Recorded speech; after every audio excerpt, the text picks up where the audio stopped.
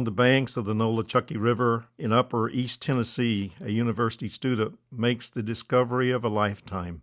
Me and my dad were fishing down the Nolichucky, and we could see, we took on some water. There's a set of rapids just above it, and as we sort of happened upon the bank, there was a grouping of eroded pottery sherds and partial vessels with a few glass beads sort of mixed in. The ceramic materials appears to have been made by Native Americans of a bygone era. Nate shares his findings with Dr. J. Franklin, an archaeologist with East Tennessee State University. Dr. Franklin has been studying the Native American history of southern Appalachia for over 20 years, but Nate's discovery is unprecedented. You know, from my perspective, it was pretty interesting. I was in France that entire summer that Nate started corresponding with me by email, and he was not in school. He'd already had an undergraduate degree, but he and his father, I think, had beached a canoe here to bail some water, and he noticed these, big pieces of pots actively eroding out of the riverbank, and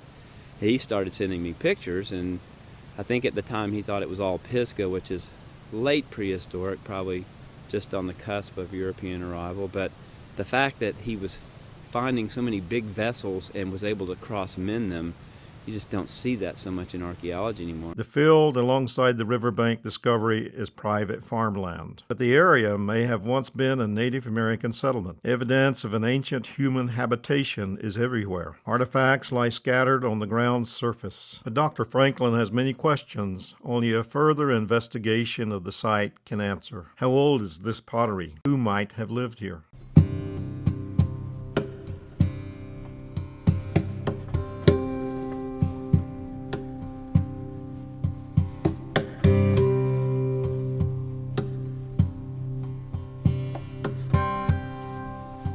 The Nolichucky River is 115 miles long. Flowing from Huntdale, North Carolina, it crosses the Blue Ridge Mountains into Tennessee, joining the French Broad River at Douglas Lake. Feeding the rich farmland of Washington County, the Nolichucky connects Tennessee to North Carolina and the present to the past. The Cane Notch site is situated on the Nolichucky River, and we see the landscape in that part of the world actually marked with Cherokee toponyms, so that the names that stuck to that landscape are in the Cherokee language. When the first English documentarians, if we would call them that, the people who created narratives, who created maps, are learning about that landscape from people who speak Cherokee languages. Nolichucky would be a corruption of a Cherokee word we see in an early 19th century account created by a Cherokee speaker, where he refers to that area as Nolichucky,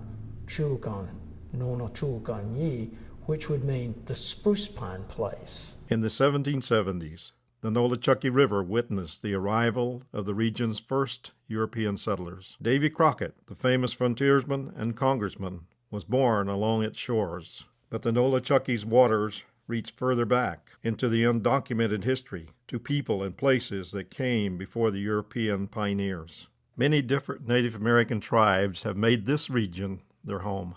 Prehistoric peoples lived in scattered settlements next to the Nolichucky's life-giving waters. Some of the villages along its shores were inhabited by people who spoke Cherokee. Well, I think the origins of the Cherokee-speaking people obscured in the midst of time, because the language, and if we talk about Cherokees as people who speak the Cherokee language, and of course languages are constantly evolving, as our language does. For instance, 1,000 years ago, there really wasn't something that you could call English in the same sense that we consider English today. The Cherokee language is most closely related to the Iroquois languages of the Great Lakes region. It is linguistically separated from those languages by as much as 3,500 years.